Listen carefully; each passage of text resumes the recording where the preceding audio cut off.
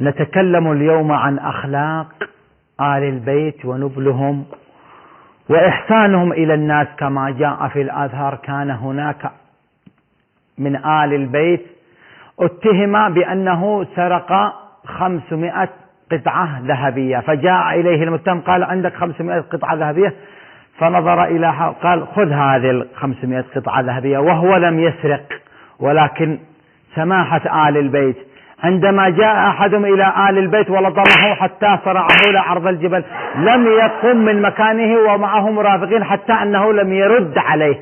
فهذه سماحة أهل البيت. فسماحة أهل البيت في صدقهم ونبلهم لا تتضاهى ولا يستطيع أي شخص أن كلهم آل البيت بنفس الوتيرة، لا تجد منهم سارقا أو مارقا أو شارقا أو فارقا.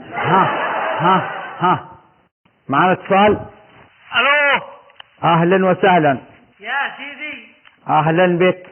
يا اخي في معي مشكلة انا ما القى حلها الا عندك. هذا برنامج برنامج عن آل البيت ودماثة اخلاقهم وحسن سلوكهم. يا اخي اذاني واكل حقوقي ونصب ونهب. ناصبي؟ اتق الله، انت من آل البيت ابدا. انت تقول كلام ليس مقبولا. أنت تتكلم عن ماذا؟ عن آل البيت؟ والله شوف أنا ما أحب أحلف، لكن أقسم لك بالله أنه من آل البيت. يعني أخذ مالك؟ أخذ مالي ويعني وغيري. لا، الاتصال مرفوض. قفل الاتصال. قفل الاتصال أيها الكمبيوتر. قفل. ومعنا طبعا الاتصال الذي مر هذا كان اتصال خارج عن إرادتنا. الحين كيف؟ لا زلت أقول أنه كلامك غلط. أكل حقي. أكل حقك؟ ونهب اموالي ما اسوي ذا. يا اخي من آل البيت متأكد؟ ايوه من آل البيت. يعني اجيب لك اللقب. خلاص قفل. انت تتكلم كلام غير مسؤول، وانا اعتقد انك ان في دماغك شيء. قفلوا الكنترول. يقفل ايش الحل؟ كنترول. رفع البضع. يا ان شاء الله سنأتي لك حل. لماذا لم تذهب قفل يا ولد. هذا بعض الناس يتكلموا عن آل البيت وكأنه فعلا أنا أنكر أن أجد شخصا من آل البيت سارقا أو مارقا أو كذابا أو فاجرا. يا سيدي إلى أين أذهب؟ يا الله خارجنا. أنا قلت غلقوا التلفون. أنا لا الكمبيوتر أو هذا ما اسم التحويلة نوم أو لا راحوا يتغدوا الله أعلم. على العموم معنا اتصال. الو يا سماحة السيد. نعم. وعندنا نفس القضية. عندنا قد قلبوا كلهم. كيف قلبوا كلهم؟ قدم كلهم سرق. من هم؟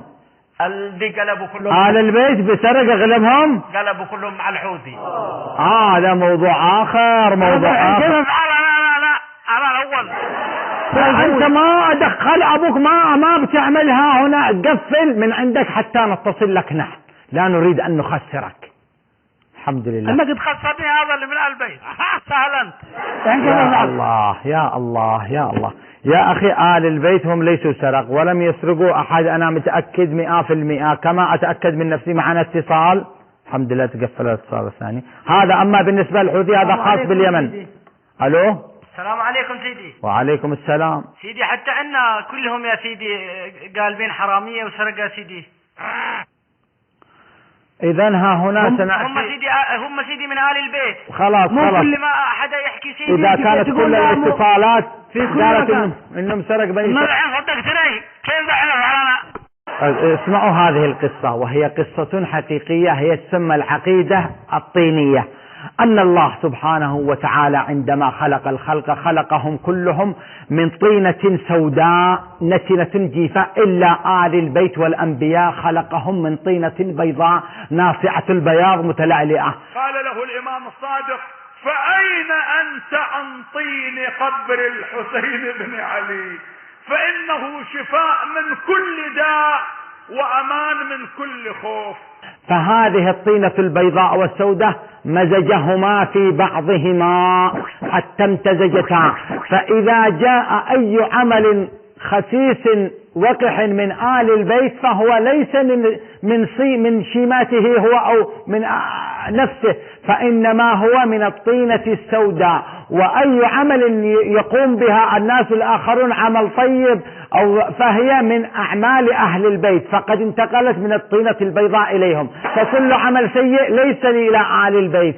فيوم القيامة سيأتي آل البيت والناس الآخرون، فكل الأعمال الطيبة سترجع إلى آل البيت، وكل الأعمال السيئة سترجع إلى القبائل والناس. فأنا أقول كما قال سيدي: بضاعتنا ردت إلينا. فهذه هي العقيدة الطينية. ودحين أنا كيف؟